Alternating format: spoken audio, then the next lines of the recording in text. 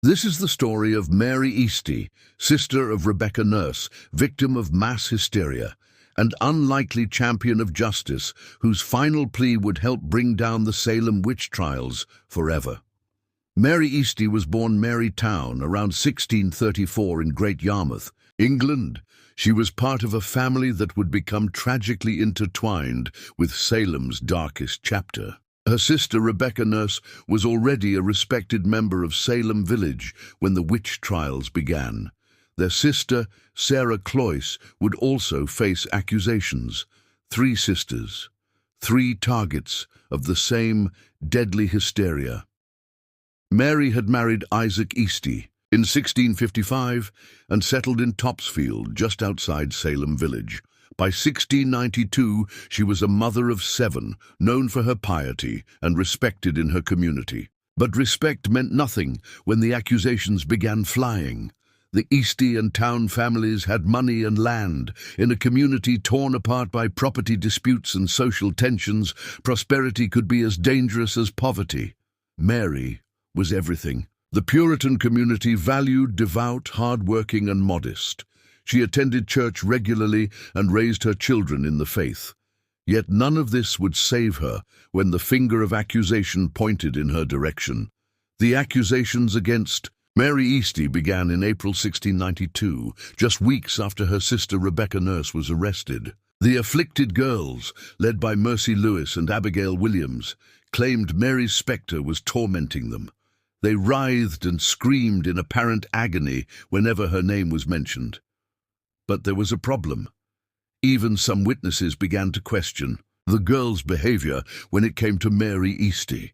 She was initially arrested on April 21st, but something unprecedented happened. On May 18th, she was released from jail. The afflicted girls suddenly claimed they were no longer being tormented by her spirit. It seemed like divine intervention, or perhaps even the girls themselves were beginning to doubt their accusations. For a brief, shining moment, it appeared that reason might prevail, but Mary Eastey's freedom lasted less than 2 weeks.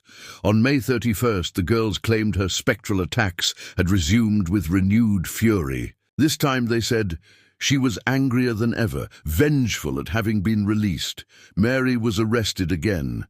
This second arrest would seal her fate.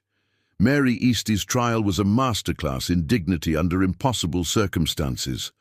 Unlike some of the accused who confessed to save their lives, Mary steadfastly maintained her innocence. She knew that confession might spare her from execution, but it would damn her soul and potentially lead to more innocent deaths. The evidence against her was the same spectral evidence that condemned so many others. The afflicted girls claimed her invisible spirit pinched them, choked them, and tormented them. When Mary appeared in court, the girls would immediately fall into fits. They claimed she was attacking them even as she stood there in chains.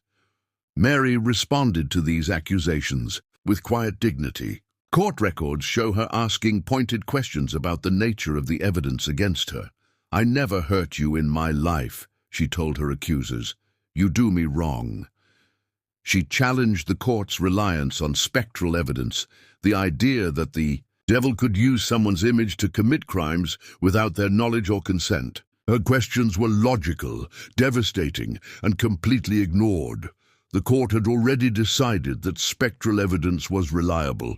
To question it was to question the entire proceedings. On September 9, 1692, Mary Eastey was convicted of witchcraft and sentenced to death. But Mary Eastey wasn't finished fighting. From her jail cell, she wrote what would become one of the most important documents in American legal history, a petition to the court and the governor. Her letter was extraordinary, for several reasons. First, she didn't just proclaim her own innocence. She acknowledged that some of those already executed might indeed have been guilty, but she argued that the current methods made it impossible to distinguish between the innocent and the guilty. "I petition to your honors not for my own life, for I know I must die," she wrote, but she begged them to reconsider their methods before more innocent blood was shed. Mary identified the core problem with the trials: If you confessed, you lived. If you maintained your innocence, you died.